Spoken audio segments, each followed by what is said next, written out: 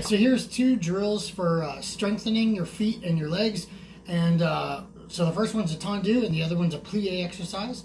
In tendus, you're pushing your foot through the floor and then pointing to the end of your foot and then trying to use the resistance, try and get your foot down as quickly as possible and pull back with some resistance. While you're doing the drill, you should play with different speeds because the slower you go, the more resistance you can use on the floor, and then the faster you go, the lighter it is, but you never want to just hang and swing your leg freely. There's always some resistance against the floor. So play with it on your own with different speeds and paces.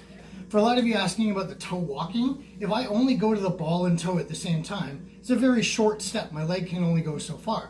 But if I push all the way to the end of my toe before taking that step, I get a much longer stride without having to slide my foot through the floor. So we want to avoid those shufflings. This next exercise is really great for ankle and foot strength.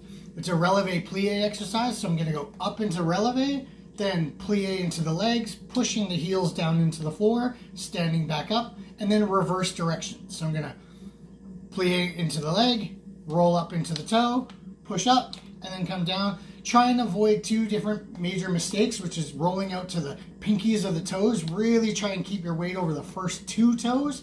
And then also when you come down into the plie, try to make sure that you don't do both heel and knees at the same time. You want to go up, knees only, then heels back down, stand up, and then reversing again, knees, heels, toes, down. Okay, check this out. This is a Bosu ball. It stands for both sides up. In other words, you could use it facing down or facing up. This one I'm choosing face up because I want the surface that I'm standing on to be unstable on purpose. What this is doing is training my muscles in my foot and my leg to accommodate with subtle changes in my balance because of my body position. So what I might do for conditioning exercises is stand on one foot and try and balance without touching anything, but holding on to a bar just in case. What I'm going to ask you to do or aim for is pressing down into the ball without changing your height. So in order to do that, I bend my knee, and so my weight is on the ball of my foot, but then I'm not changing my height at all.